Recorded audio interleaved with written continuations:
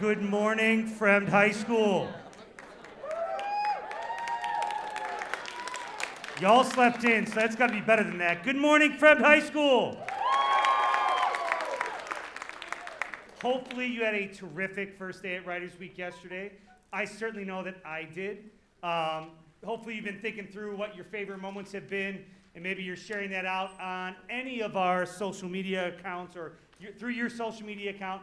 Just make sure you are hashtag WW28, please. Hey, a big thank you to our tech crew who gets here early in the morning and helps us get everything set up. Thank you, tech crew. Yeah, give them more love. Thank you. Thank you.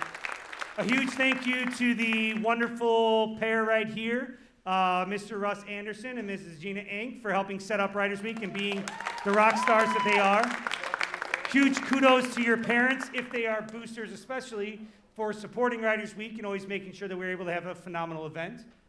And of course, a huge thank you to you, because really, this wouldn't be possible and the energy in here wouldn't be what it is without all of you caring so deeply about what you are seeing, what you're presenting, and ultimately, you are the ones that set the experience here. So give yourself some love. You got to work on your self-love. You can give yourself more than that. So let's go ahead and get started, because I know we have a shortened period. Our first presenter, Sai Venkat.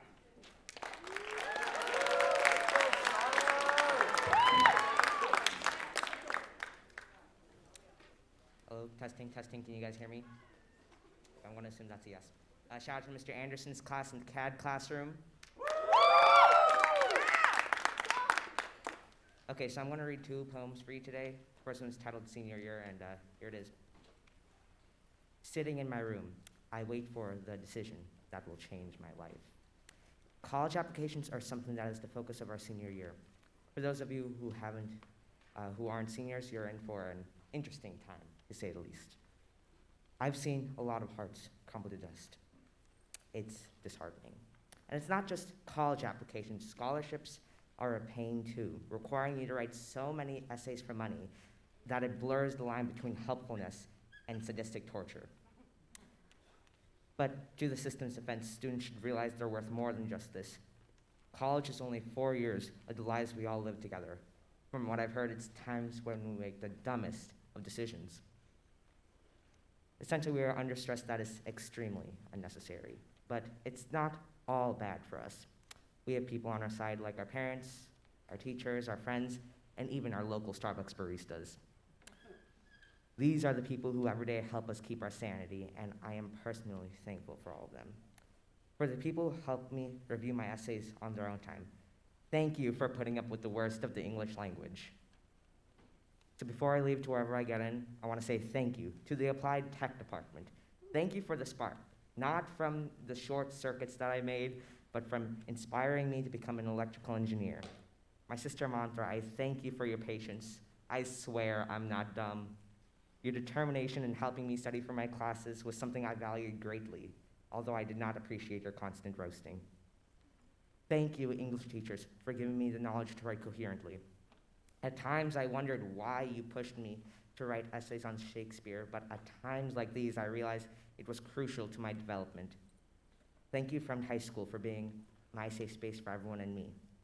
High school is an experience that I will cherish for the rest of my life, not just for helping me get into college, but also for the good times. So senior year, thank you for truly being the best year ever. This year, I got to see a potato launcher and test psychological theories on freshmen. We got to all bring back our football games and just go back to doing our random shenanigans. So thank you for all the good times that I will always remember. William Fremd High School.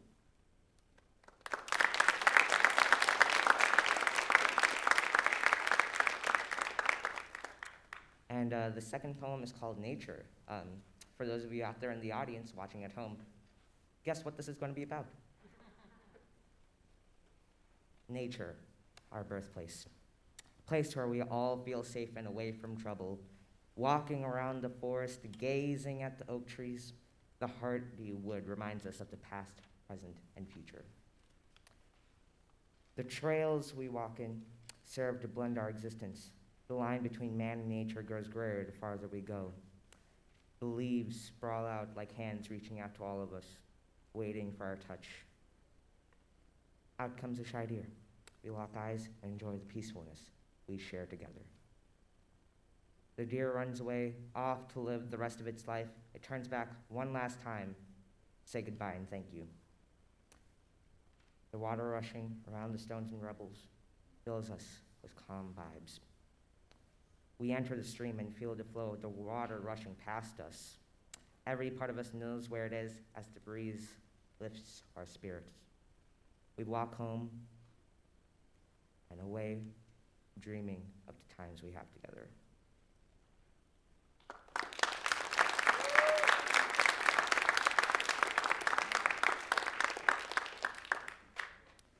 Next up is going to be Nadia Raza.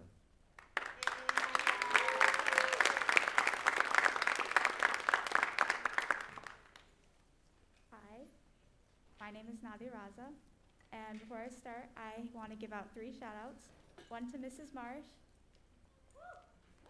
one to Mrs. Ang, and one to my class up here, Mrs. Bergerman's first period class. So let me just jump right in. You might have noticed that I'm a Muslim, and you may know that a Muslim is someone who follows the religion of Islam. The Islamic calendar and the Gregorian calendar aren't that different in that the Islamic calendar follows the cycle of the moon. Before I go any deeper, I want to make it clear that any experience I have is my own, and I do not speak for every Muslim in the world.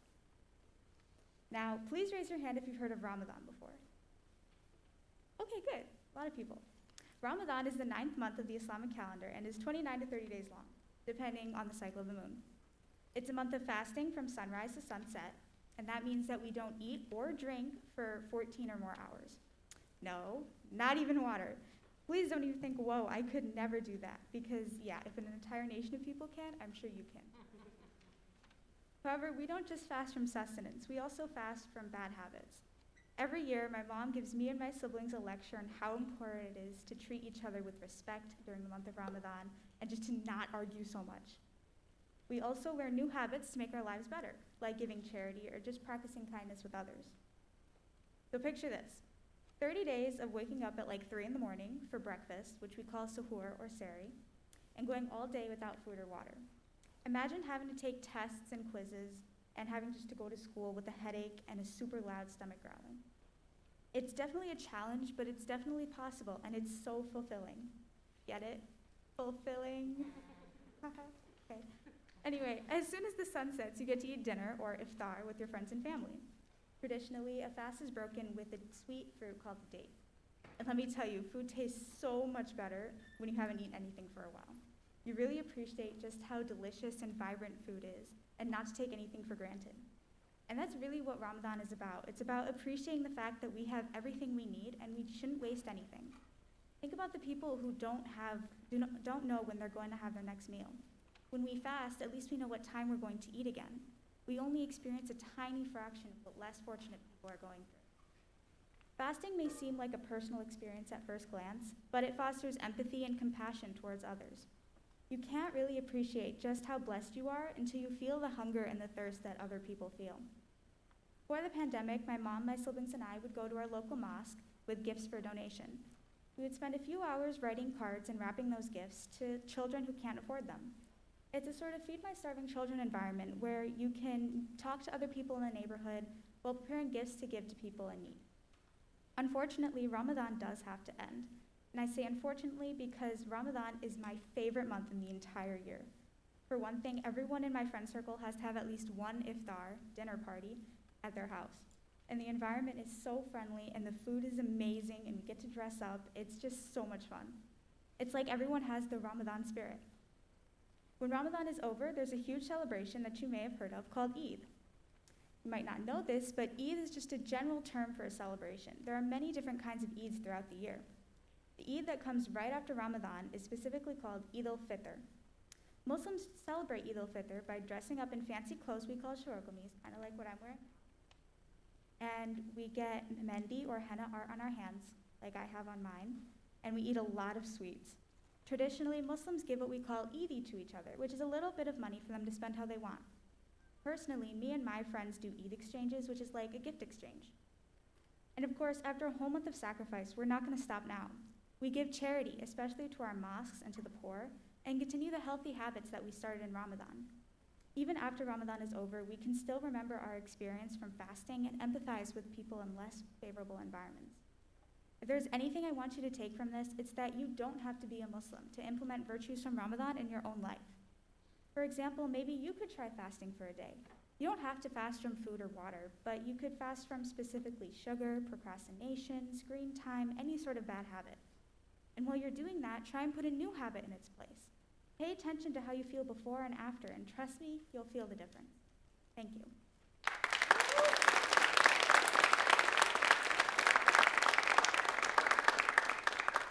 Next up, please welcome Thomas Border.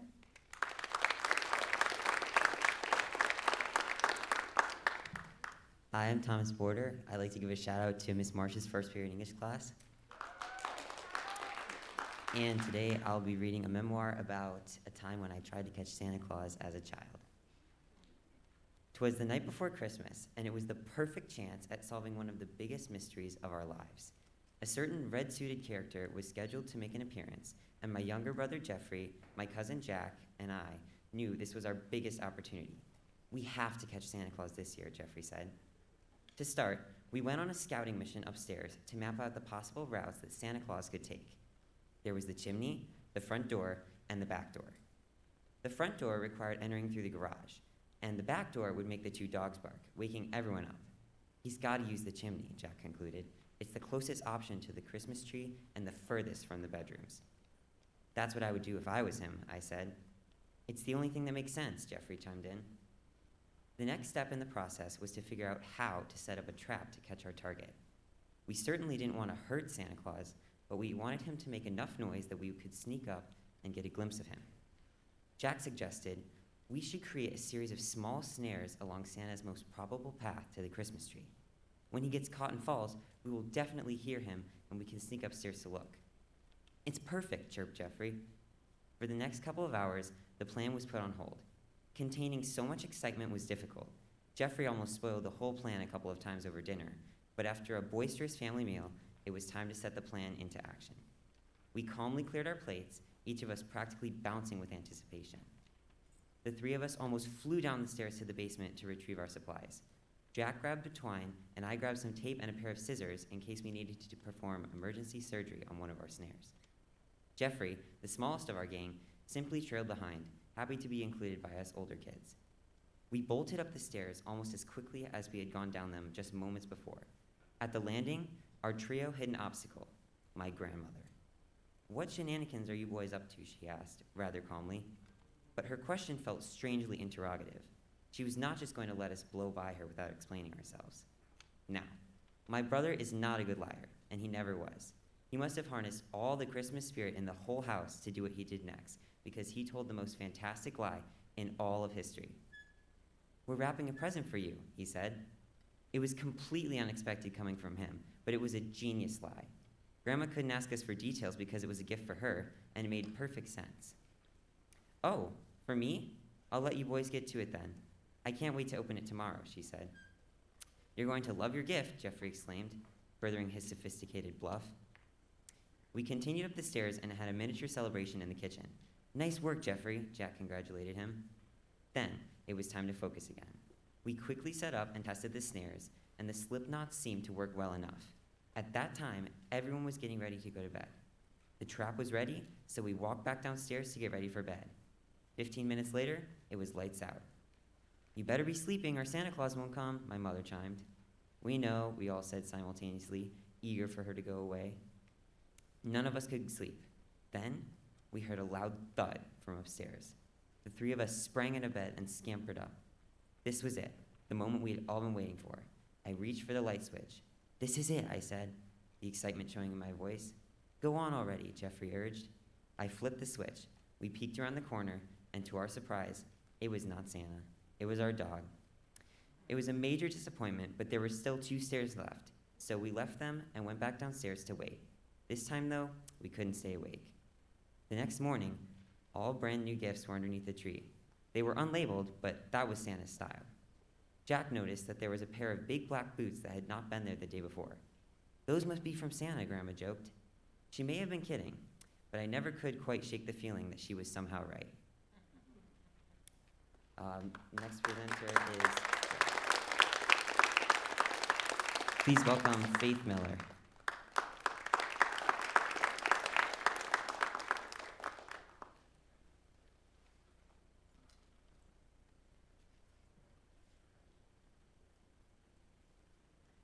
Hello, I'm Faith, and my pronouns are she, they. Shout out to Miss Christensen's first period English class. And she's not gonna like this, but shout out to my sister, who is skipping study hall for this. So today I'm reading a poem called I Wish.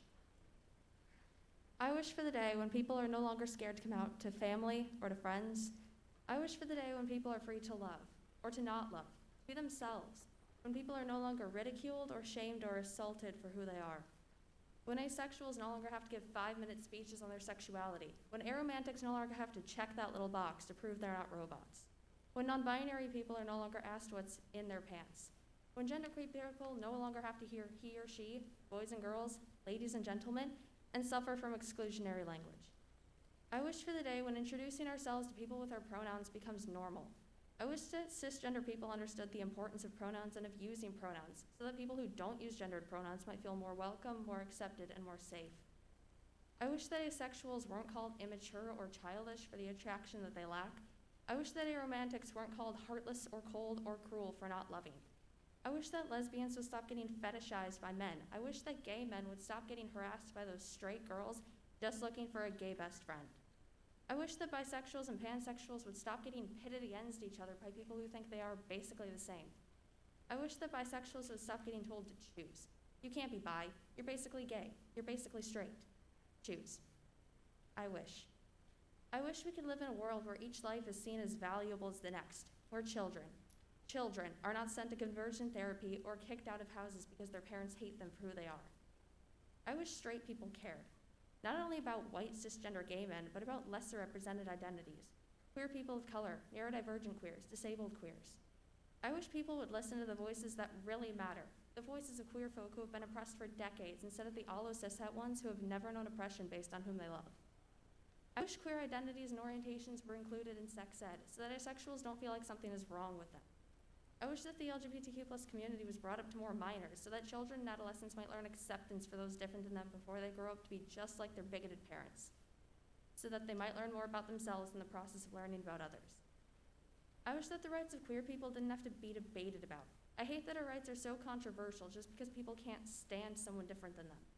I hate the amatonormativity, the allonormativity, cis-sexism, the heterosexism, all of it. I hate, and it hurts. And I'm angry at everything, even though I don't really have the strength to stay angry for long. I wish that one day people will come to change their minds, open their hearts and their arms. I wish to be me.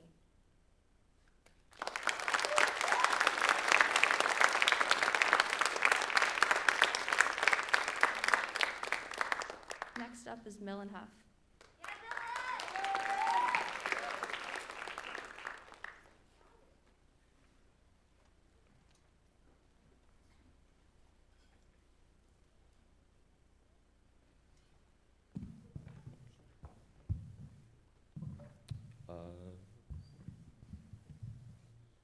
This is for Miss OD's first period English class. All right.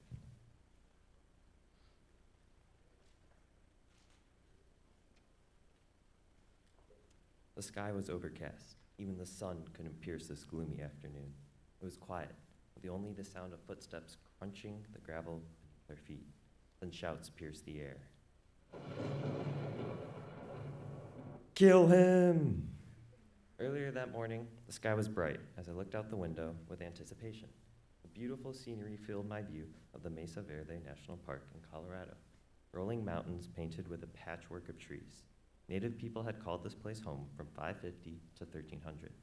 They had built their homes in cave dwellings due to the cover it provided from the harsh elements of Mother Nature. We got a good look at a cliff dwelling from afar and then went on a 3-mile hike where we saw some nice views and ancient petroglyphs, which are rock carvings that express a story. By the end of the hike, I was satisfied with the experience I had gained from it and was ready to call it quits and spend the rest of Wait. My bad. And spend the rest of the afternoon relaxing at the hotel, playing Among Us.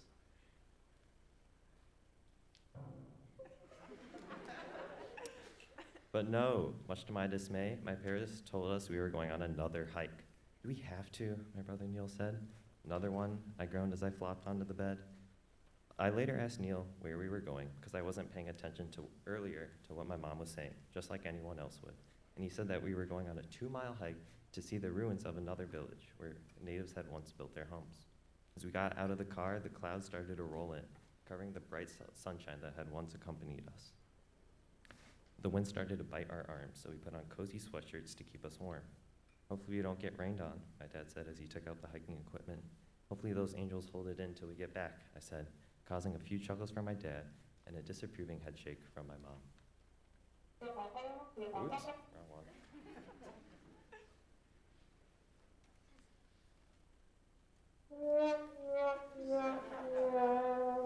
We walked across the parking lot to the ranger area to confirm which hike to go on. As I looked around, the fields were laden with charred trees, with wind howling through their skeletons. The ranger pointed us to a trail, one that led to what looked like a big storage pond. My brother, always interested in learning new things with enthusiasm that eludes me, ran ahead. The box was a measure to protect the site from natural elements. When I entered the site, I was at first very confused. I saw in front of me just a giant hole. "What's that?" I asked.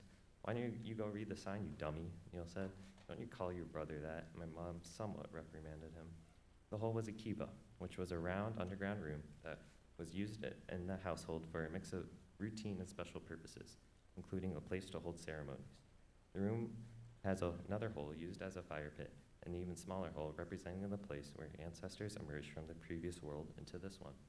As we were reading the signs, a man sauntered in, looking down into the kiva. Probably had some epic fights down there, eh? He grinned, looking up at us.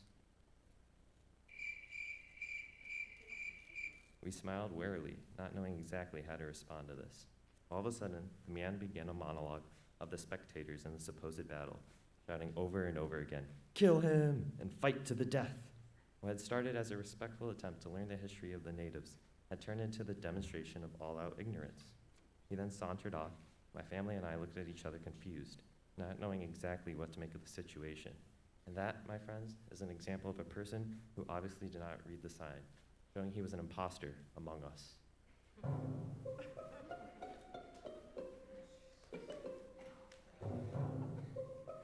This has been your narrator, Millen Huff.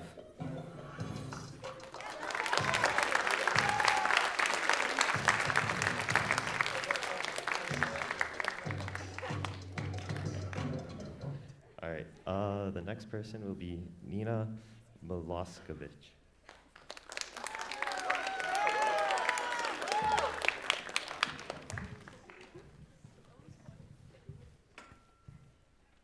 Okay, hi everyone, I'm Nina, I'm a senior. I want to give a shout out to Mr. Anderson's first period class. And also really quick, I wanted to give a brief trigger warning for this piece. It does talk about OCD and some of the compulsive thoughts that come with that. 1, 2, 3, 4, 5, I whisper. I need to audibly confirm my counting. I have 5 outlets in my room and 5 possible sources for a fire to start in the house while I'm gone. I go to leave my room, but turn back to count them once more. Running my foot along the openings in the wall, I'm able to ensure there can't be an invisible cable plugged in. I leave my house for the day, feeling safe and secure. 1, 2, 3, 4, I whisper. I need to audibly confirm my counting. 4 people have touched the door handle after rubbing their mouths or noses. I feel trapped. How do I exit the room without bringing their germs with me? I'll be here forever. I'll never be able to leave without compromising my health. And I don't have time to get to a bathroom before my next class to wash my hands, so I'll have to wait until someone opens it first. 1, 2, 3, I whisper. I need to audibly confirm my counting. My hands must be washed exactly 3 times. In 1 second less than 20, the CDC says my hands are deceased. My germs will infect me, my germs will infect my family. I scrub at my hands until they burn, and only when I feel the sting of red blisters do I feel clean. My brain is never quiet. Whispers of worries and near-death scenarios cloud my vision and exhaust me. My whole life, I've never felt the carefree, thoughtless state of mind that tenderly holds the people around me afloat. I've been stuck in endless loops of worries, pulling me down, suffocating me, drowning me, making sure there's always something to induce my heavy, labored breaths. Mayo Clinic defines OCD as obsessions and compulsions that interfere with daily activities and cause significant distress. Significant distress is a nice way of saying debilitating in my world, and I remember that growing up, the worst part of my OCD was seeing how easily the people around me lived. The sly looks and snickers at my dry, bleeding hands. As a kid, I never knew there was a name for what I felt. My parents used to tell me that everyone had these worries and I'd outgrow them, but when I never did, I told myself this was simply how I would have to live. I can remember the first time that this feeling changed. A mindless scroll on YouTube led me to a YouTube video titled "A Day in My Life with OCD." I clicked expecting nothing and was immediately overwhelmed with emotion as every single compulsive thought I'd ever had was shown in this short video. I felt truly seen for the first time in my life, and knowing that there was a name for what I felt and even a solution filled me with hope. I walked to my mother's room after watching that video and sat in her warm embrace. She took me in her arms and squeezed me in a hug like it alone could push all of the hurt from me. The next morning, my mom and I began our research for treatment. She gave me tips on how to get through my days, and spent the night looking up articles on how to help your child with OCD. She gave me names of clinics I could see to help, and my gratitude at that moment consumed me. She made me feel like I wasn't alone anymore. Since then, I've started getting help and no longer find my illness debilitating. I've learned to cope with the ups and downs, but most importantly, I learned to do it with my friends and family. I've come miles from where I started, and I don't hide it anymore when something flares up. The Clorox wipes on my shelf stand unopened. My showers are under 10 minutes. I've learned to share bathrooms, and I sleep peacefully at night. I push myself out of my comfort zones and work to eliminate my compulsions. I also learned how important it is to feel seen. I would have never reached out for help without watching that video and seeing someone else talk about their experiences. And I hope that someone who might be struggling with the same thing sitting in this audience today hears this and knows that you are whole.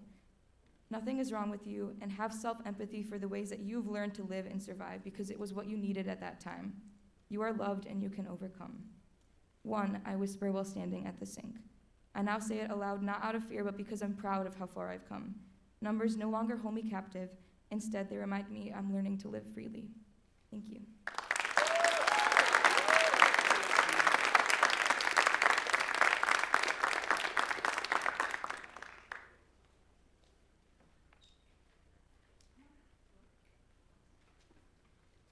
Welcome Cy back on stage, please.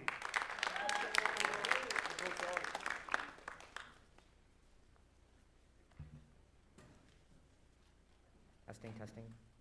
Okay. So this one is called Frontier. This was another poem, just like the last few that I made at like 1 a.m. in the morning, so enjoy. Traveling in a wagon with his family in tow was a strong old man, a frontiersman. A newcomer from a distant land, he set his sights on a new hope, something that was surely given to those who needed it. His family starved in the back as they tumbled down the brick road full of despair and nothing but disease and death. But the promise of a new life void of the struggles he faced in his youth was enough of a reward to keep on going. And so his family kept pushing, trying to manifest their own destiny, to make it through the suffering until they finally made it. The new land, the promised area. The family had made it home. They rejoiced at the end of their trek, but the road is never ending for a frontiersman.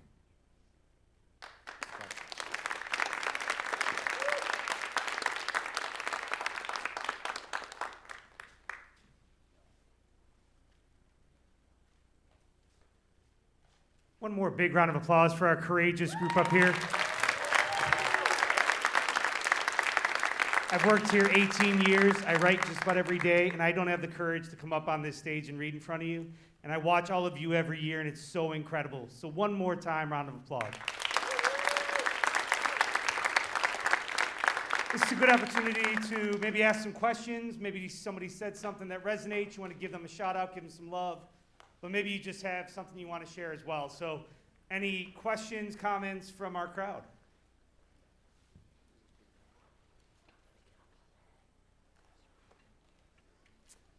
I'll ask one, I suppose. When was the moment that you knew not only could you write, but what you were writing was something you wanted to share?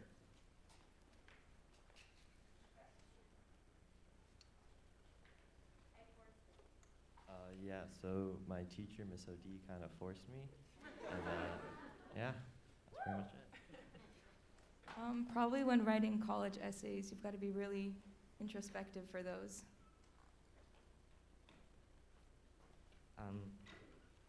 I guess 2 points. I wrote it after writing like a bunch of college essays. I was like, you know what? I'm gonna write something for Writers Week. Next morning, I realized, oh my God, I wrote something for Writers Week. Should I submit it? After like 3 days, I was like, what's the worst that can happen? And here I am.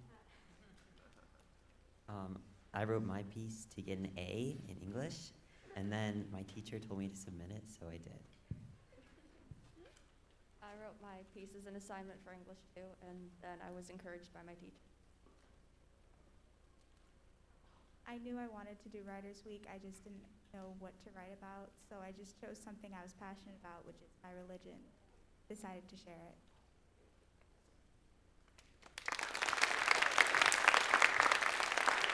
How many of you are seniors and have written some college essays? How many college essay peeps do we have here? Like how many seniors? Can I put you on the spot a little bit? Any advice you'd give to underclassmen, maybe juniors, who are going to be writing those college essays very soon that you want to share? Yeah, so first of all, when writing college essays, good luck. Such a fun experience. I loved it. I'm joking, it was horrible. Go to your English teachers. Despite the scary faces that they put out, I know Mr. Anderson was very daunting when I first saw him. He's a nice person, sometimes. And so just go ahead, ask them for help. It's not that bad, but also look at your colleges, see what they want. Like, don't just give general things like, oh my God, the education. Yes, every college offers education, nice job. But something specific to the college that's appealing to you. You want to compliment them, flatter them. I think the most important thing is to start early and to not procrastinate at the end, because that's what I did, and it was a very stressful time. But also, it doesn't really matter the story you have. You don't need this incredible, amazing sob story where you overcame something ginormous. It just needs to be something that you are reflective about and you're able to write in a way that shows how you would contribute to the school as a student.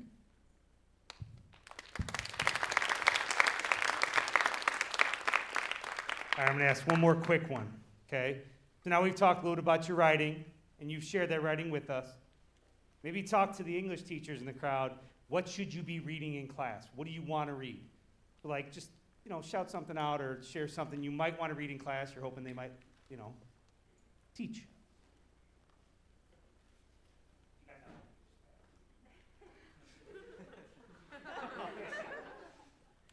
I mean this wholeheartedly when I say this.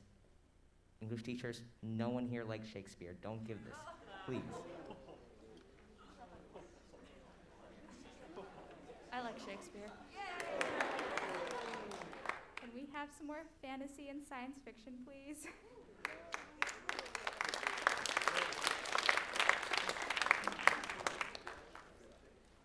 I think we've got about a minute left, give or take.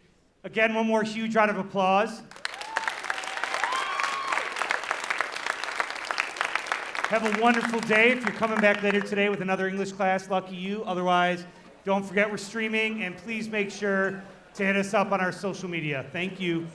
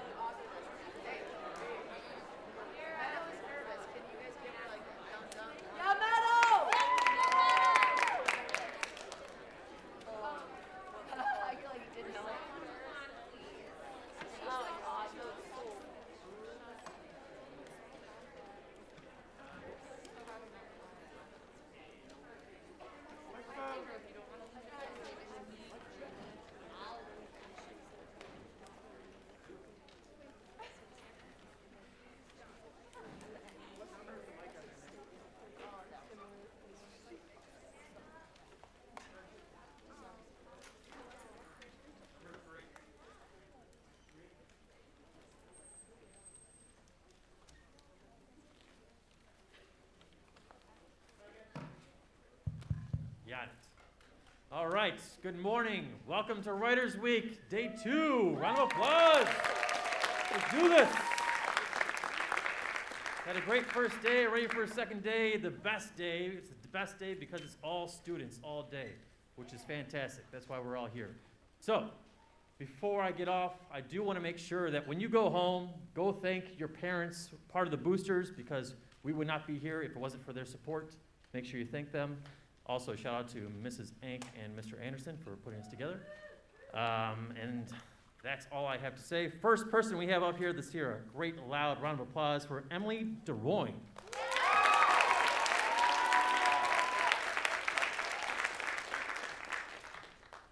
Hi, I'm Emily. First, I want to give a shout out to Miss OD second period class and Mrs. Marsh third period class.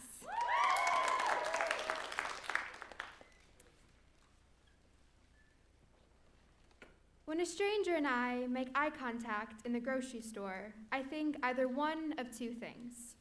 They're in love with me, I guess my soulmate likes churrasco, or they hate me, I guess my mortal enemy does too. Rarely I consider a third option, in which my soulmate and mortal enemy are one and the same, but honestly, I don't think my life is that kind of interesting. These thoughts might seem extreme, and maybe a touch irrational, and I grant you, I've yet to be in a relationship or a fight to the death, but I've never much been one for moderation or logic. When I was 13, I read a 3-page article 7 times because I was scared that if I didn't, I would die. In 8th grade, I wrote the term 4AC 11 different times because the first 10 times just didn't feel right. I suppose my life is that kind of interesting. My therapist calls these acts compulsions. I call them the only way to get my brain to stop screaming. I have OCD, or obsessive compulsive disorder, which means my mind likes to tell me the world is ending and then inform me that everyone thinks I'm weird for seeming nervous all the time. I also have generalized anxiety because apparently the universe thought, yeah, let's give her a little more. I wouldn't call myself superstitious, but I say drive safe to my parents every time they leave the house, because if I don't, I can't help but cry. When my heart beats a bit faster than normal, I assume cardiac arrest. When I hear sirens in the distance, I assume police arrest. My mom calls this catastrophizing, always thinking in extremes. I tell her I agree, but has she considered taking me to a cardiologist anyway? OCD likes to create problems, then give you solutions to the problems like it wasn't the one who made them in the first place. Kind of like, hey, you're a terrible person, but if you don't blink for the next 2 minutes, I won't mention it for a while. A while usually means about 10 seconds, because according to my OCD, not only am I a terrible person, but I'm also at risk for dying of a tsunami that I started in Illinois. Also, everyone is really, really mad at me, most likely for the whole starting a tsunami thing. The most effective way to combat OCD is a treatment called ERP, or Exposure Response Prevention. The basic idea is to do everything OCD tells you not to, and don't do everything it tells you to do. The goal is to take away OCD's power, to become unaffected by the thoughts. If I'm being honest, it kind of sucks that to feel better in the long term, I have to not do the one thing that will make me feel better in the short term. Over and over again. I've had OCD my whole life, and sometimes it feels like it's just kind of a part of me. Like I'm always going to think strangers either love me or hate me. But I guess I just have to remind myself that I'm still here, that I've stopped at 6 rereads instead of 7, and I haven't died, that I haven't said drive safe to my parents and they're still alive, that maybe I'm a little stronger and a little less of a terrible person than OCD likes to tell me, that maybe I'll be just fine.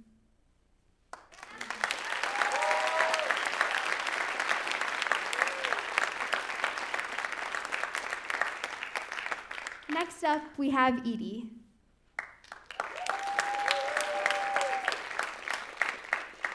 Hello, everyone. I'm Edie, if you didn't hear that. So today I'm reading a piece I wrote about a few months ago. And yeah, I hope you all enjoy. I dedicate this to Mr. M's second period English class. All right. What's inside your frame? You can look at anything and make it seem positive or negative. According to NLP, neuro-linguistic programming, when you do this action, labeling something as good or bad, you are setting a frame. Get curious.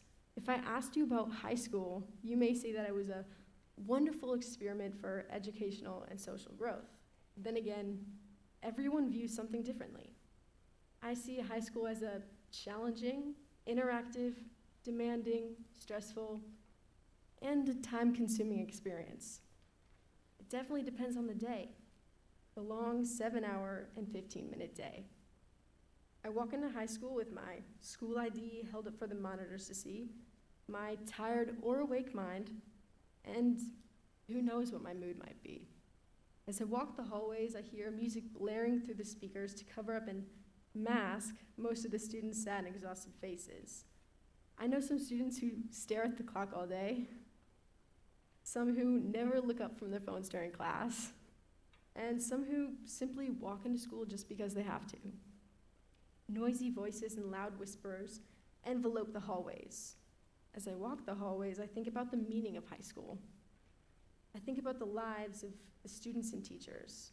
I know some teachers who are too tired to speak, some who are determined to help, and some who don't understand the young people around them, as well as some who listen and some who don't. As I look around the hallways, I see all different types of faces that have meaningful stories behind them. Some look up, some look around, and some look down. I see, hear, and notice things all around me that fabricate my frame of high school.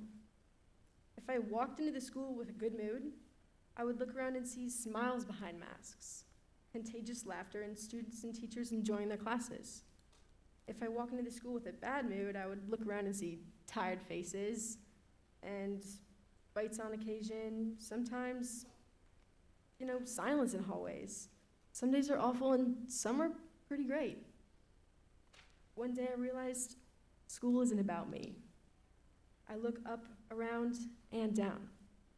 I see sad and happy faces on students and teachers, and I know that high school is not merely an educational system set up by our American democratic government, but a genuine experiment for every single person who walks into the entrance doors. Every single person. Students, teachers, janitors, social workers, adults, children, biology teachers, English teachers, football players, dancers, marching band players, everyone. I could name so many people who walk into these doors. Now my frame introduces reality. The pure golden truth of reality, I call it. Therefore, I decided to name it the Golden Frame. It doesn't matter about what you were learning or teaching, who your friends are, who your boss is, what you decide to wear that day, or who you're trying to impress. It all revolves around what you decide to build as the foundation of your frame. My everyday experiences build the foundation of my frame. So, what is high school to you? Picture your frame as what you think is important, relevant, and necessary. Notice things around you that mean something to you. What's inside your frame? Thank you.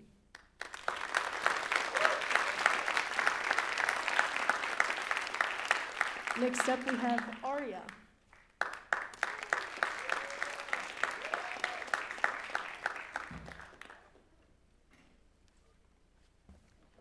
Hi, I'm Arya. I want to shout out Mrs. Baldessano's second period yoga, which I'm gladly missing to be here. Sorry. But for some context, the piece I'm sharing is based off of the novel I've been writing since my freshman year, since I'm now a senior. So this is just a little tease at it. Recovered journal entry number 19. I feel the keys beneath me. I smell nothing, but I sense growing mold. I see my fingers move absently against the keys. I hear a distant ringing of a silver bell. a sickness on my tongue. Luckily, I've learned to use an old typewriter to tell my story. It's been a month or two since everything disappeared before my eyes. I hate to say that it happened literally, but it's true. It started off as running into a rundown Victorian manor in the middle of nowhere, and then the unexplainable. There were warnings of an upcoming snowstorm. The power and heat were out when we arrived at the abandoned and overgrown manor. My sister and I explored the pitch-black basement of the overgrown manor, with the only light being from a beat-up flashlight I found in a moving box. While exploring, I found this off-putting doll. It looked like a small child frozen in a blissful but despaired state. Gazing into its eyes, I felt like I wasn't me anymore. I was captivated, mesmerized, possessed. Lucy, my sister, shook me out of my trance, screaming at me. When we tried to get the power and furnace to turn back on, the entire basement rumbled around us like a beast's belly. We took off running, but I got lost in the sea of darkness. That wasn't until I saw a ghost. No, a shape, with what sounded like a silver bell leading me to safety out of the basement. The next morning, Lucy was crying because Mom and Dad were gone. Their basement door was locked, and there was no escaping the house. I tried calling their phones. The line was dead. As every minute passed, Lucy got more upset, so I tried to get her mind off our parents. We tried to eat breakfast with the leftovers that remained from our road trip, but snow outside had completely blocked the back door, and the only thing visible outside was the old charred tree in the backyard. When we pulled out the once fresh and untouched milk and cereal, it had morphed into a spoiled and rotten meal for maggots somehow overnight. I almost vomited. So gross. We heard something fall in the living room, like any stereotypical horror movie. We decided to investigate and found a Ouija board set out. We were trapped in a house we knew nothing about, and now this, with no other choice but to play, we sat down and placed our hands on the scratchy oak planchette. After an explosion of flames and a blood-curdling scream from Lucy, a demon appeared that dominated the room with only its size that made Lucy disappear. The demon approached me and possessed my body, and sent me into a state of limbo. It was like living in a comforting memory without end, being unaware of any consciousness. Now I'm a lost soul, forced to watch a demon use my body and navigate the living world. In my time of being a ghost, guess is what I am. I've made some allies. Cornelia, who lived in this house since it was turned into a family manor in 1868. She wears a silver bell on her ankle that she was forced to wear by her mother. Neptune, a young girl whose family immigrated to America from Italy in World War II due to her family experiencing extreme poverty. She hides in the shadows and avoids contact with the others. As kind as Neptune is, she's a very confusing case to me. She helps the demon, Zetarosa, but also wants to be freed from this house. I promised to help her, help all of them. Now things have changed. Zetarosa has crossed a line and continues to cross a line. She's planning something. Will it save us all? Or will it cause irreversible pain? I can't say what side I'm on anymore. Maybe I too have crossed the line by agreeing to help her. Perhaps there is no line at all. We've all gone crazy. Only time will tell. How much time do we really have? How many people have to die? Hunger of this house to be satisfied. Yours in writing, Ari Stone. Date unspecified.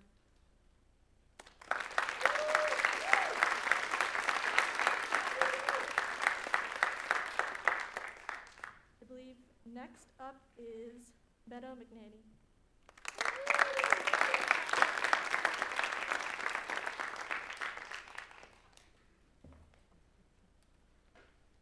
Hi, so I'm Meadow, and I want to shout out to Miss Whiting's second period English class. So I wrote a piece, and it's titled, I'm Only 16. I'm only 16. The average person lives to about 72. I looked it up. So if the average person lives to about 72 years, and I'm presently only 16, why am I driving home from work crying, having to take breaks in the bathroom during school, to keep the panic attacks at bay, drowning in stress, struggling just to catch my breath? I'm only 16. Yet there are so many standards and expectations that are constantly weighing me down by society. I'm a junior in high school, and I have to start thinking about college while still maintaining my current grades for all 7 of my classes. I go to school 7 hours a day, 5 times a week, 35 hours a week. Not to mention the 4 hours of homework teachers like to load on us every day. Even on the weekends, it can take all day to finish homework. I sometimes like to think teachers forget that we have 6 to 7 classes outside their class.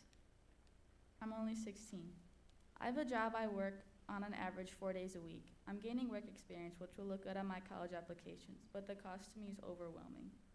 Speaking of college, how am I supposed to pick a college to go to after graduation when I don't even know what I want to do? Am I the only one who questions why one test score determines if a college will accept you or not?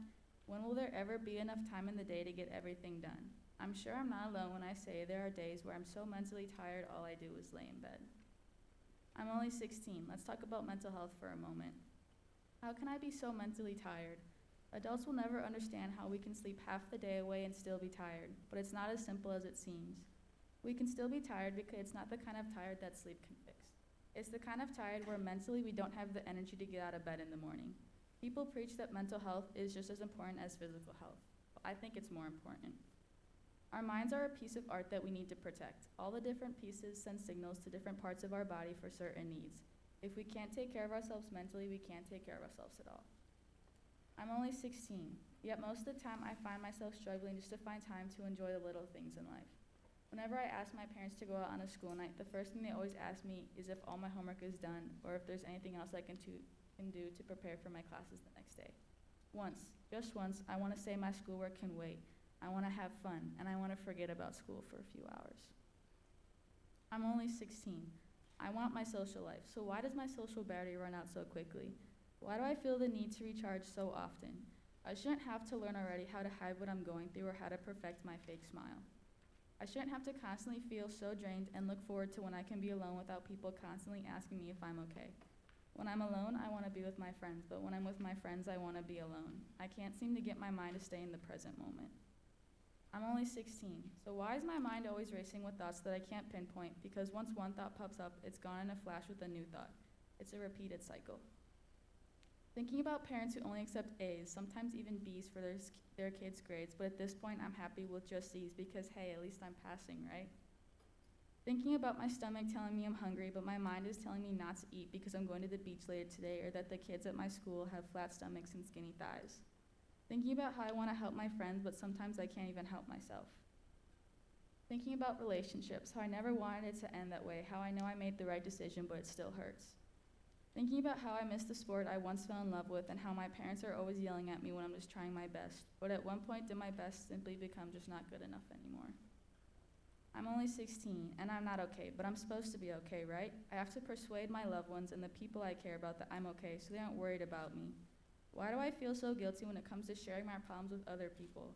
I don't want them to have my problems on top of whatever they're going through, just for someone to listen. What people fail to understand is that it's perfectly normal not to be okay. Everyone's always dealing with their own personal stuff. Remember, the average lifespan is 72. That's about 56 more years. I shouldn't have to feel and view life like this at such a young age, should I? I'm only 16.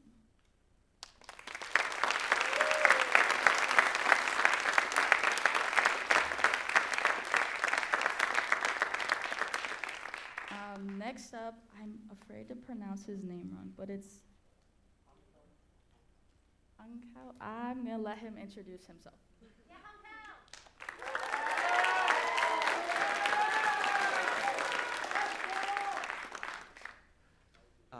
Hong Tao Q, Josh, I don't know. Shout out to O'Donnell, but I'm gonna be talking about Disco Elysium, which is a video game, and one of my favorite quotes in the game is where you ask this like phasmid, or it's more like a cryptid. You ask him, what am I? And you're like this amnesiac detective, like burnt out and has lost everything, and you ask him, what am I? And he just replies, you are a violent and irrepressible miracle. What is precarity? Have you ever walked along the edge of a cliff or stood at some height, looking down at the vast drop below, the vertigo overwhelming you, your heartbeat quickening, your palms beginning to sweat, until you take a step back? There's some sort of fear present on the edge, the knowledge that a single step could end it all. And that feeling is, for lack of a better term, scary. Like, it's scary to be at the very precipice of life and death, walking on the razor's edge in a world where it is easier than ever to live without struggle, without pain. But it can be exhilarating to stand at the edge, to taste the life in your hands, to feel the call of the void. And it's not as common as it used to be. You know, in the past, where you can just die one day from a disease when your livelihood could be ruined by a natural disaster or war, with no why given. But because that feeling of precarity is strange nowadays, how it is both unnerving and beautiful, let's get into it. In the game of Disco Elysium, there's this place called the Thought Cabinet, where you can incept thoughts into, such as political ideologies or beliefs about reality. When you incept the thought, it first poses a problem, which then takes a certain amount of time to think through, after which it gives you the solution and the thought's respective bonuses. Now, the precarious world is but one thought in the thought cabinet, and it presents the problem of fragility in a precarious world. The problem presented by this thought is the problem of victory life. How existence is but a game to win. And it's not just one form of victory, it's many. For us, it could be going to the right college or doing well on a test. For others, it could be to spread an ideology or to maintain some other form of victory or wealth. But one thing's for certain, everyone wants to win the game of life. And that's where the problem comes in. It doesn't seem like anyone is winning, it seems like everyone is losing. In fact, people are losing, becoming hopeless more and more than ever. But why? How can man, now so powerful, so hopeless, how can man lose so much? I said before that the world is easier than before with all the creature comforts and first world problems. So how are we not winning the game of life? Are we truly powerful or powerless? Well, yes. Men of today only more acutely feel the tension between power and powerlessness, the tension between control and helplessness. We are the masters of the atom bomb, but it is only to destroy other men. We are the creators of this society, but we only feel more alienated. We hold the world in our hands, yet are crushed by it. So how do we win in this rigged game, where seize about power cannot bring any sort of victory? Or rather the inverse, how do we not? But it's impossible not to. The precarious world is balanced on the edge of a knife. A single moment can change victory into failure, triumph into despair, and life into death. And it's not just chance, the inherent gamble in living. It's also the precarity and struggle, how you have to work and work and work for a victory that in the end could never be achieved. So there's two aspects of precarity, being that the first is the world a game of chance, the second being that you have to struggle so hard to even play that rigged game. So with this, why play the game of life at all? Why bet on inevitable failure? Why fight for victory when the universe conspires and carries out your downfall? You certainly could live life without playing, crawl under a rock, and waste away rather than try at all, and it would be easier that way, to never fail through denying the possibility of success. But the world would love that, to see you give up before you even start trying. So the only other option is to fight. It's to stand at the edge of a cliff, to feel the fear in your frayed nerves, but pushing through it, to aim at freedom, casting yourself into and in the world. And that's the solution, not to aim at victory on the world's terms, but to redefine it in yours. It's to aim at victory through freedom as a continuous, ongoing movement rather than a static one, willing yourself free through affirming your existence, to recognize the duality of man as powerful and powerless, to fill your life with failure and accept the joy irregardless, to love and know how it ends. And that's the solution to the precarious world.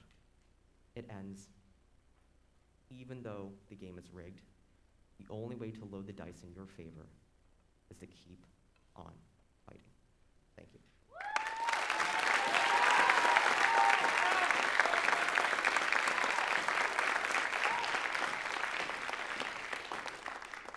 Last but not least, we have Juliana. Thank you.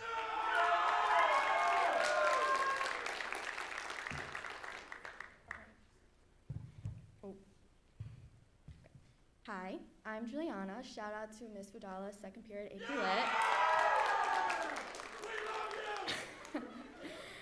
Okay. As a high school senior, the college application process can be extremely stressful and time-consuming. However, during this time, I created two of my favorite pieces of writing. I was surprised because I thought college essays were supposed to be boring, but I genuinely enjoyed writing these pieces and I was really proud of the final product. Today, I'll be sharing 2 essays that I will always cherish. Prompt 1.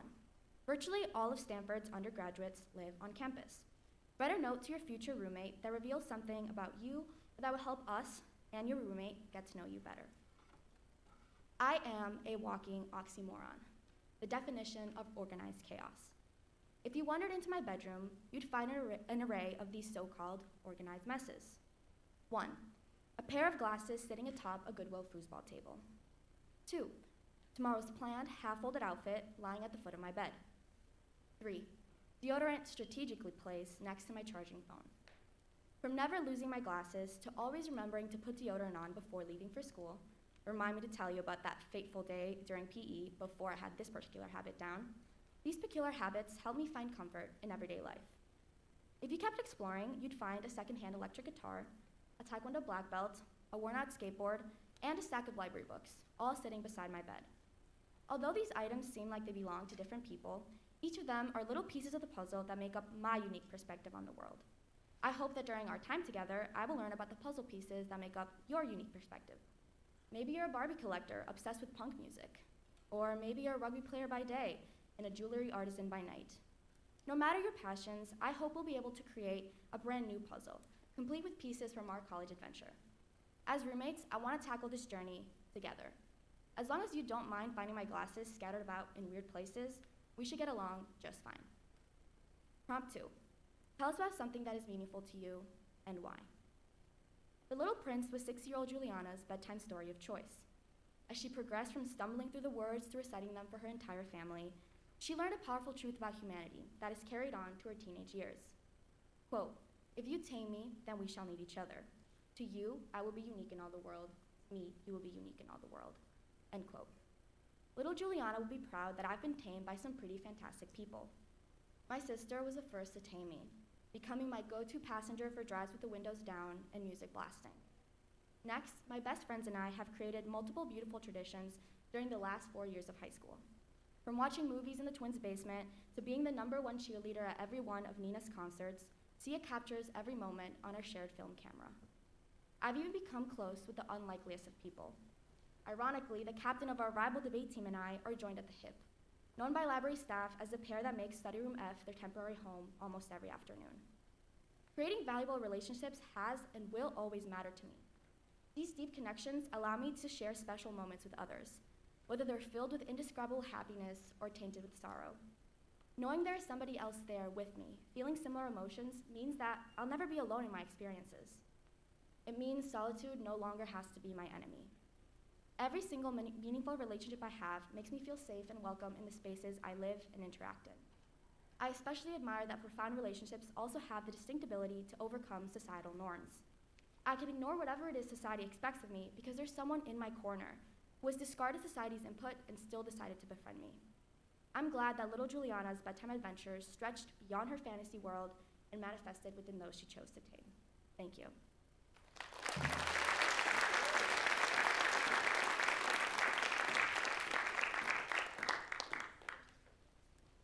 Let's hear it one more time for all our presenters this hour.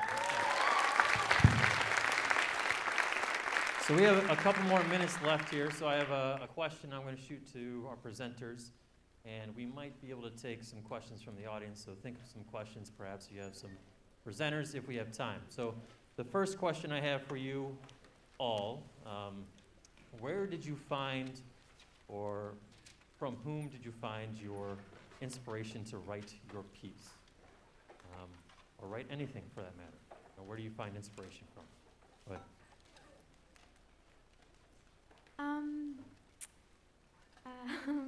I guess I just find it from like the people around me and stuff who support me and always encourage me to keep writing. To be honest, I thought, well, most of my pieces were written from college essays, and I think it's really hard to write college essays that aren't like everybody else's, especially because we've all been, during the last 4 years of high school, having pretty similar experiences. So I tried to draw my inspiration from experiences that I feel like are more unique to me only. I have no idea where I got my inspiration from, but I'd like to say just my thoughts, because that's pretty much everything on a page. I know for me personally, everything, well, a majority of what I write about all comes from dreams that I have. So, be that as it may, I have very weird dreams. I would definitely say Simone de Beauvoir. She, like, a lot of the quotes, like the one about the atom bomb and, like, society, that one was actually, like, paraphrased from her book, The Ethics of Ambiguity. And obviously also Disco Elysium. Amazing. Thank you. For me personally, I kind of like cope with like writing. Like I've always done it secretly, so I just kind of started writing all this out one night, and it just kind of like do like a paper, I guess. So we have time for questions here. So if anybody has a question in the audience or any of our presenters, we can take those. Can't really see. Back over here. Oh, yep, back in the corner. What do you got? I have a question for Juliana. Did you get into Stanford? Did you, She wrote an essay about it also. did you get into Stanford? Yes, she did. Round of applause. There we go. All right. Fantastic.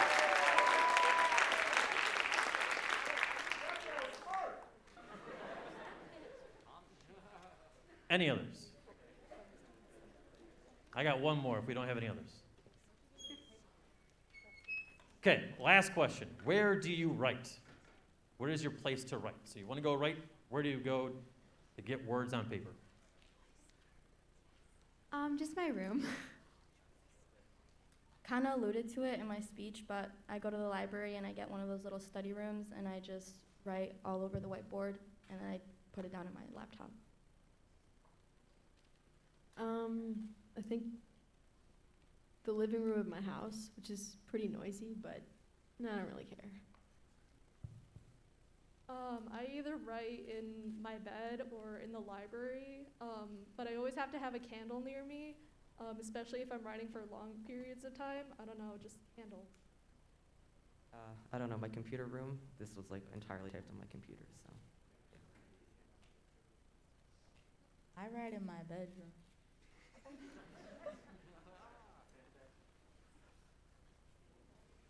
That was it. All right. Anybody else? Questions?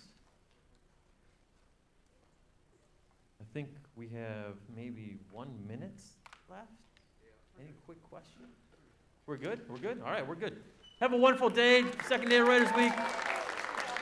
Peace out. See you tomorrow.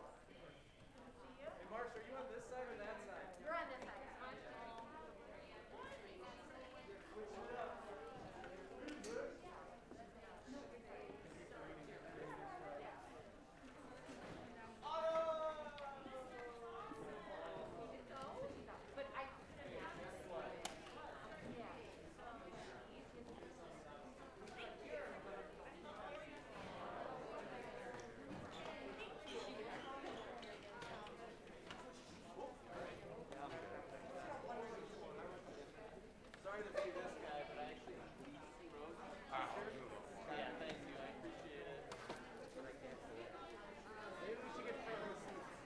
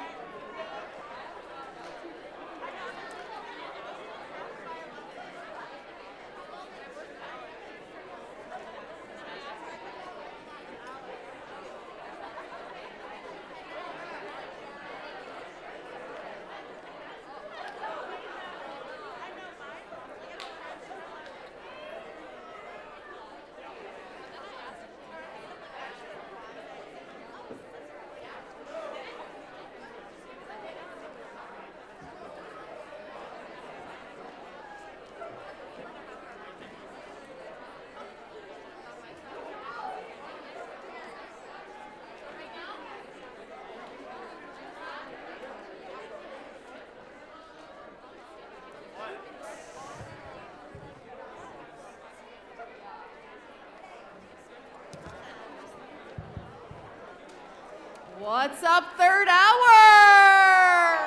Woo! Look at this pump crowd. You guys, welcome to Writers Week 28. Who are you guys pumped to see? Yell out some names. It could be anyone this period, anyone this week. Who are you excited to see? Rosie. Okay, shout out to Rosie. Awesome. Okay, guys, you guys have been amazing the last 2 days. What a different, this is my 25th Writers Week, and it's the first one with a mask, which, you know, it is what it is. So hopefully next year is a totally different story. But you guys have been an awesome audience. Some quick thank yous. Want to thank, obviously, Mr. Crash and Tech Crew. Give them a hand, you guys. There's a lot of work that goes in to getting Writers Week to become what it is. Mrs. Inc. and Mr. Anderson, if you have a chance, even if you don't know them, thank them. A lot of hard work all year long to make this happen. And you want to thank your booster parents and your English teachers. Without their support, this would not happen either, okay? So we're going to get right to it because we have 7 presenters today. My favorite periods are the student periods. So we're going to start with, give Fish Medi a round of applause. Here we go.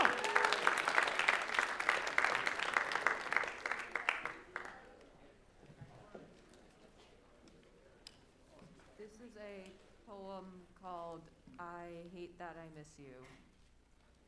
Best friends on the opposite sides of the world. Big brother I never got, a bond I never had before. It didn't take much for us to warm up to each other. Fast friends, faster family. Best friends in a matter of days. We meant the world to each other. I miss you. I'd stay up late to talk to you. You'd stay up late to talk to me. Messaging each other all hours of the day. Our conversations never seeming to end. I miss you. We planned to meet up when I graduated. I'd fly across the world to meet you. I was going to steal your hoodies. You promised me the world. I miss you. You got kicked from the group chat. That didn't stop us. Then you stopped messaging me. That should have been a red flag. I hate you. They told me you needed help, but you didn't want any. I had to wait a week till I knew anything. I hate you. You confessed, and confessed. You made all of them uncomfortable, and I was none the wiser. You promised me the world. I hate you. We were best friends on the opposite side of the world. You were the big brother I never got, a bond I wish had last. You promised me the world. I hate you, I hate you, I hate that I miss you.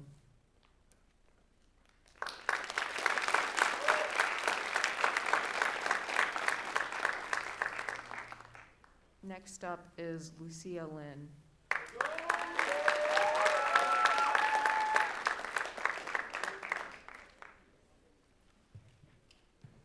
Hi guys, so today I have a short story about my twin sister, Amelia, that was written at 1 a.m. in AP Lang for junior year, so I hope you guys enjoy. I like the way she brushes her teeth. Inserting the brush into her mouth, she gently rotates the bristles across her front incisors. After exactly 30 seconds, she eases into the back molars, transforming this menial task into a form of art.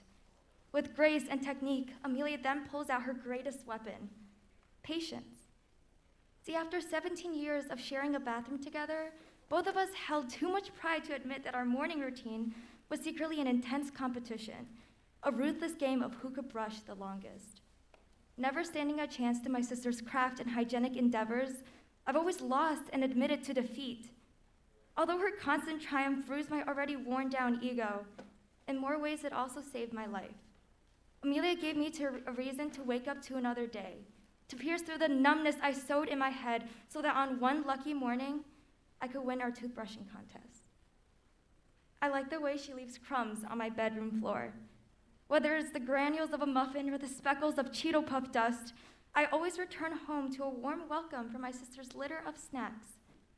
Before I pull out my dictionary of rather colorful language, the door creaks open and my sister returns to clean the mess she left behind, all with an innocent smile on her face. Despite my irritated tone, I can't help but smile at Amelia crouching down, picking up every Cheeto Puff already staining the carpet. I just can't help but smile. Looking back, I've come to realize just how important those crumbs were.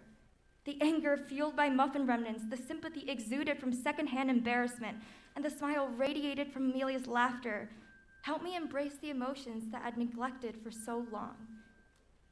It was the little things she did, or the little things she left behind, that taught me how life was not only filtered in shades of gray. I like the way she gives me hugs. It's warm, it's comforting, that's it. It's as simple and as beautiful as that. I like the way she kills me. Kills me with laughter, kills me with care, kills me with truth. Unlike most of my friends who support me no matter the circumstances, Amelia will never cease to call out on my shortcomings. As a person who reacts to criticism with meltdowns and a load of self-blame, the bluntness of my sister's advice stung at first. However, I've come to decipher that behind those crude remarks laid a fundamental lesson, that it's okay to have infinite flaws, so long as you grow from them. I like the way she saved me. Above her toothbrush winning streak, her bits of runaway goldfish, her soft hugs, and her honest mouth, Amelia saved me from letting go. I was tired of inhaling and exhaling, tired of going through my day like a Costco grocery list, tired of waking up from my bed in the morning only to sleep in it at night. Life is more than that. Life is aggressive, just like the way she brushes her teeth. Life is messy, just like the crumbs she leaves on my bedroom floor. Life is warm, just like the way she gives me hugs. Life is honest, just like the way she kills me. I didn't know any of this that night, but I'm so thankful she was there to stop me. What can I say? She was always there to call me out on my shortcomings, and I like the way she does that too. Thank you. All right, next up is David Bahari.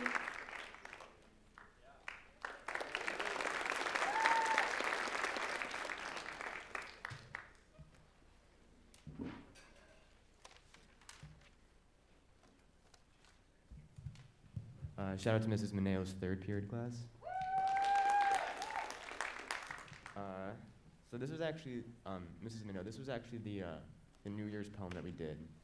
I edited it a little bit, and it was like last minute, but yeah. All right. Every time the clock hits 9/11, my mom sends a message to our family group chat. Happy 9/11. Sometimes she's a minute late, so it would send at like 9:12. And I know it kind of sounds bad, but I promise it's not how it seems. My family also celebrates a religious New Year, which so happens to be on 9/11. And as a Middle Eastern family, you can kind of see how that's a divine comedy. But seeing the cheekiness in that text always makes me smile. Almost choking on my Snickers, I forget the fact that I have to keep myself on a close leash. I look back on every September and appreciate everything I was given, but I'm buckled in a plane about to crash since day one. Seeing my family's colorful clothes on the night of December 31st made me worry. They were exposed. Seemed like a good target, on the way to an even bigger target with chants, prayers, and empty exclamations. I was at home, luckily safe with a virus that was kind enough to let me rest. The night caught up to me, but I didn't really try to run away from him. We had a great night, in fact. Both of us were on the couch, sparkling waters in hand, with the Moon River running across the wooden floors, getting faster and faster, and as he and I braced for the raging waters, Knight and I clinked our drinks and chugged them like wine at a candlelit dinner. But then the music stopped. The river subsided, and he left through the back door, like a plane through a thick fog sky. My family was at the front door, picking at the lock. I gestured to Knight to fly faster, go farther, and like the good man he is, he flew, mouthing, "I'll see you tomorrow." So I wait. For his eyes emerald green, his hair puddles of faded black, his smile was wider than the open house door, the strands in the back of his hair drowning as he stepped out into the light. Forever. That's it. Next up we have Harani Aftabila.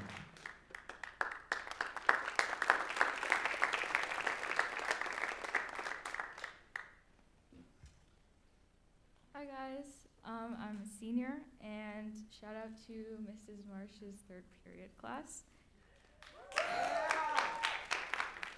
I have two poems. The first one is a bit short, and the second one is kind of long. So the first poem is called Oranges and Lemons. When I was little, I hated oranges. They were so orange, tangy, left a bad aftertaste, hard to peel, hard to clean up.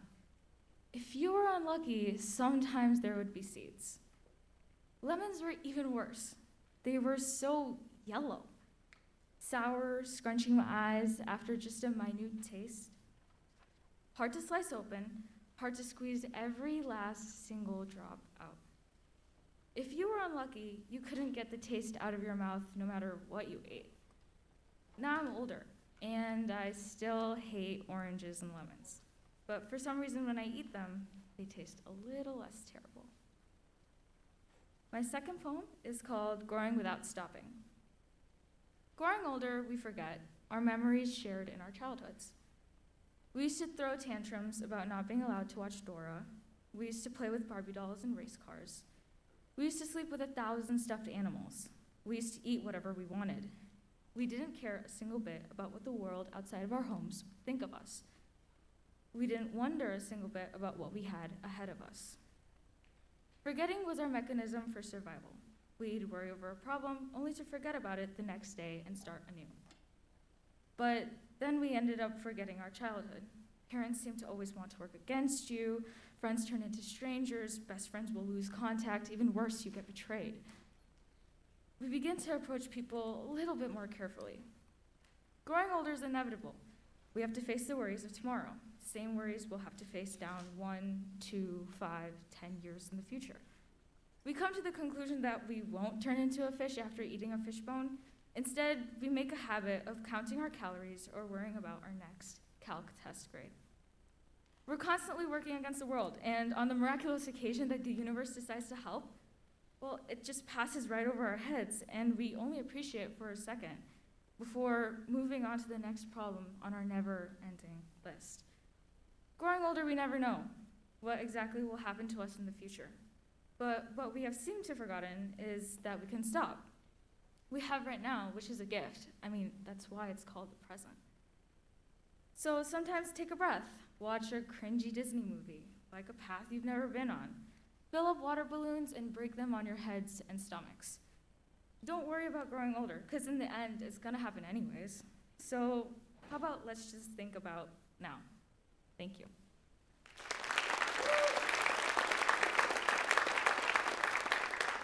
Next up, Michaela Rao.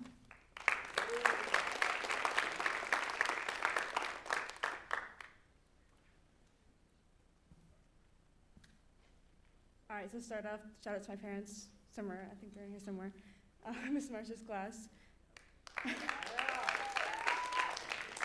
And then the teachers watching online, because I know I have some teachers watching online.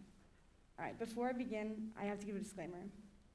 This contains some sensitive topics to some, and please do, to protect your emotional and well-being, please seek help in the office or someone you can trust. All right. So I was sexually abused by my uncle, who I was really close with. I never knew that a family would harm someone they really loved. At even 13, I didn't know what was happening. All I knew that my trust was gone. I had to make life decisions while going through middle and high school. I first told my best friend that my uncle kissed me. He was my rock, and for a long time, the only person I fully trusted. I finally told my mom in January, when I realized what he did was criminal. I went through the court system in St. Louis because that is where it all happened. Prosecuting him made me miss many days of class, and it wasn't easy to testify. I dealt with court, traveling to St. Louis, and all while getting good grades. When I went back to school after winter break, I felt terrified that any might hurt me, that somebody might attack me. I was afraid of males specifically, of my own dad and brother. During this time, I lost my ability to trust a lot of people. My mom was my support system and started in the court case. My dad had to deal with me being angry at his mother, taking on every picture of her in the house, and putting certain decorations in the attic for good. My best friend was the only one I trusted, and I kept my secret, and I didn't tell anyone, only her. So that's how I knew I could trust her. Now, I want to clarify something. My friend knew that I was not in contact with him, that I was safe. He was in Ohio, and I was in Illinois, and I was not in contact with him at all. I was safe, and she knew that to my mom eventually, and I did. So, for my situation, it was a good thing that she got my secret. But for many others, it might be a good thing to tell somebody. So please do what you have to do. Since I prosecuting him may miss many days of class and activities, it prevented me from having a regular teenage life. I went from being innocent and naive teenager to instantly becoming an adult at 13. While I was afraid of guys for a long time, I eventually got the help that I needed from school, family, and friends. I went through many years of therapy to help my PTSD, trust, and dealing with life. Not being able to focus around men, to now being able to be around them and talk to them, it's a huge accomplishment for me. Fast forward to junior and senior year, I'm in building construction class with only female last year, only one of them. So I had to manage being around guys all the time. I became friends with most of them and talked about them all of them.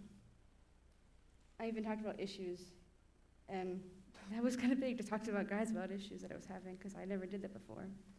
I worked them on the job site, and the fact that it didn't affect me was great. With a little help from my family, friends, and a little teddy bear dog, Lucy, I'm doing much better than I am now, or before. I want to move forward, go to college, and have a great life, and not have my story define me anymore. I want to balance my school life with my outside life. I learned that sharing my story wasn't only beneficial to me, but also for others, showing them that they aren't alone. I became more independent because I had to find help when I needed it for classwork and my own mental health. I also gained a new perspective on family and love after watching a show about the foster system. It spoke on how DNA doesn't make a family, love makes a family. I realized that my friends, cousins, mom, dad, brother, and my mom's side were going to be my family. In college, I'm going to be away from home, so I'm going to have my own family based on love and not blood. Always value the people in your life, and you never know what people are facing in their daily life. Thank you.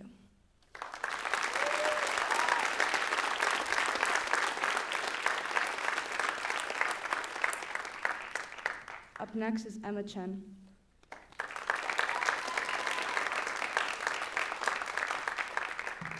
Hello, everybody. I'd like to give a shout out to Miss Quinn's third period speech. All right, so today I'm gonna read a series of 3 poems that I wrote. They're all kind of related, but not quite about the same thing. Hope that doesn't come back, whatever that was. All right, here we go. This first one is called As If. No one's pretty, but we all try so hard. Edit until we disappear, face and body replaced by a stranger's. We'll all look the same when we're perfect. But beauty requires perfection, doesn't it?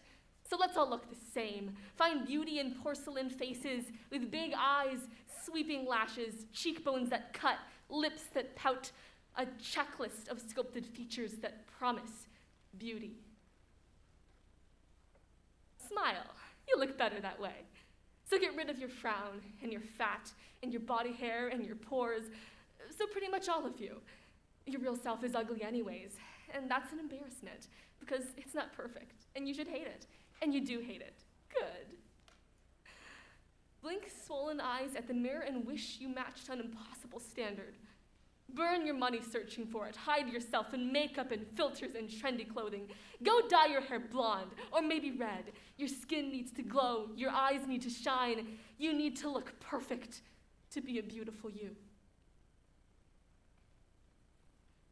The second one is called Identity. Uncanny valley when looking in the mirror, so far from what I expect to see. When did that happen? My own face looks wrong, its features off. Nose too wide, eyes too flat, bones not angled right, and it hits me like a thunderclap. I'm too Asian. And when did white become so default I can't even recognize myself? Words can't describe how disconcerting it is to look in the mirror and expect a white woman to look back, when my whole life I've only ever been me. This last one is called Image. My flaws deserve to be seen. the acne on my forehead, the circles under my eyes, the bulge of my belly, the stretch marks on my thighs. They are not ugly. They are not wrong. They're just me. And I will not be ashamed to bear the marks of life, the blemishes and the scars. But when everyone hides themselves behind manufactured images, they do it not from vanity, but from fear. A desperate need to fit in, because when everyone is perfect, normalcy becomes grotesque. Thank you.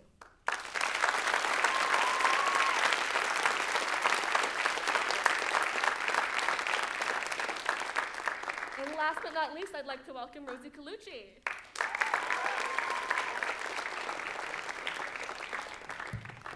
Shout out to Miss Marsh's class. I'm reading a piece called Beyond Blue Eyes. When I glance in the mirror, I see what you see. A girl with brown hair and blue eyes and glasses. When I first noticed you, I saw your physical appearance as well. It's only natural to see what's right in front of us.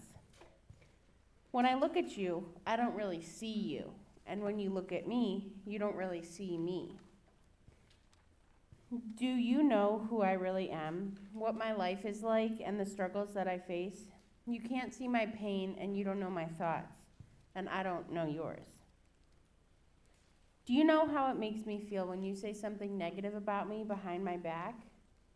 I don't know what hurts you either, but I can guess. What makes you laugh, and what brings me joy? It's true. We judge each other by our looks, color of our skin, our height, weight, and our physical bodies. I'm asking you to look past that. Can you, and will you? Will you take a minute to stop and say hello and get to know the real me?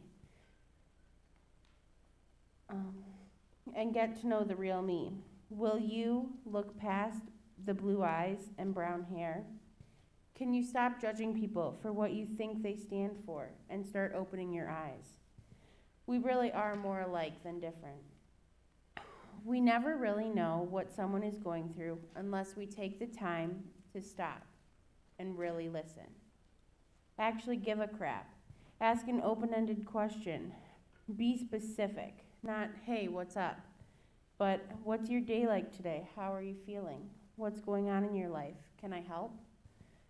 For those of you who don't know me, I'm Lucia Calucci, but everyone calls me Rosie. I love to joke around, laugh, and be sarcastic. I am a total fish. The place I would rather be anywhere else is in the swimming pool. I have multiple life-threatening illnesses. I live with excruciating pain every day, and I have been battling brain cancer 14 out of my 17 years. I've gone through chemotherapy 5 different times, have had 42 surgeries, and I am a victim of bullying. Like many of you, I suffer from depression, anxiety, and abandonment issues. I have ADHD and PTSD. I live with my single mom and older sister, but most of the time she's away at college. I haven't seen my dad in years. I have a Woodle. That's a soft-coated Wheaten Terrier Poodle mix. His name's Wyatt, and we live in a second-floor coach home. I don't have a lot of friends outside of school, and my best friend after 8 years is no longer my best friend. It's complicated. Relationships are complicated. Since I grew up needing medical attention since the time I was 10 months old, my friends have always either been other cancer patients, many who have sadly died, or other hospital workers. At my hospital, Lurie Children's. It's always been my second home. I'm nervous about moving my care from pediatric to adult care. Having to change all my doctors, my neurosurgeon, oncologist, endocrinologist, it's all so hard for me. Lurie Children's was the only place I felt like I fit in until I got to Fremd. When I got to high school, I was nervous just like many of you. Most people laugh when I say I love high school, but I do. It makes me feel like I'm normal. It's my safe space and my happy place. I know I can talk to anyone about anything. I genuinely feel deeply connected with the staff, and everyone who truly knows me just seems to get me. So no, I'm not so excited to graduate. I don't want to lose my happy place. I'm really gonna miss it. I've only spoken about myself for a couple minutes. Do I seem more like you? Can you relate to anything that I've said? Do we share a fear or maybe an experience? Have one of your parents been absent from your life too? Do you suffer from pain? Wouldn't it be nice to connect with more people on a deeper level? Relationships are hard and they take a lot of work and energy. But I have learned that you should step out of your comfort zone and really put yourself out there. Get out of your own head and take a leap of faith if you really want to have a meaningful relationship with someone and connect on a deeper level. Believe me, you are not alone. I guarantee someone else is going through what you are too. So do it. Really notice someone. Listen with compassion and empathy. You might just find that behind the brown hair and blue eyes, there is someone just like you. Good luck and thank you.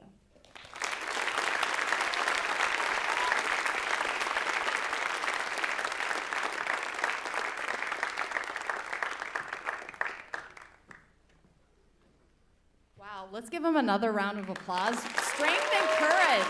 That's how I would sum up that period. I think David has something else he'd like to read us. 11 o'clock this ends? Yep. Okay.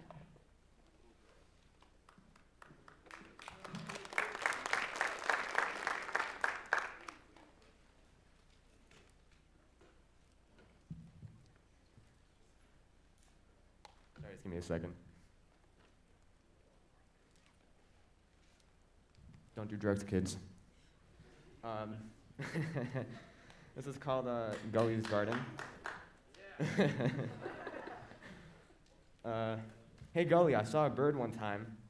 This bird had a nest. The nest had some twigs, and the twigs had some leaves. And the bird got those twigs, and the twigs made the nest, and the leaves came from the twigs, so the green was only nice at best. Some leaves were weed. Not weeds, weed. Like, they were literally marijuana. Like your marijuana, embraced by the twigs like metal bars.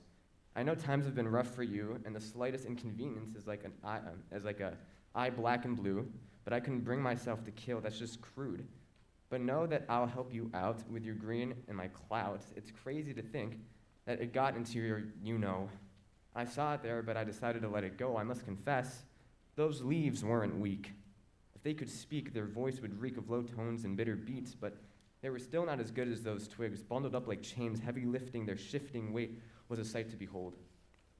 The weed smelled, and the bird coughed, the nest held, while the twigs scoffed at the bird who was dumb enough to get weed for his nest.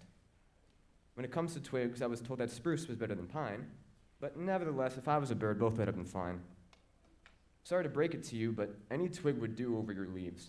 My sleeves leave my arms, caused by the harm, but I guess the bird couldn't just resist the charm of the leaves in your garden. Besides that, Goalie, can you pass me the joint?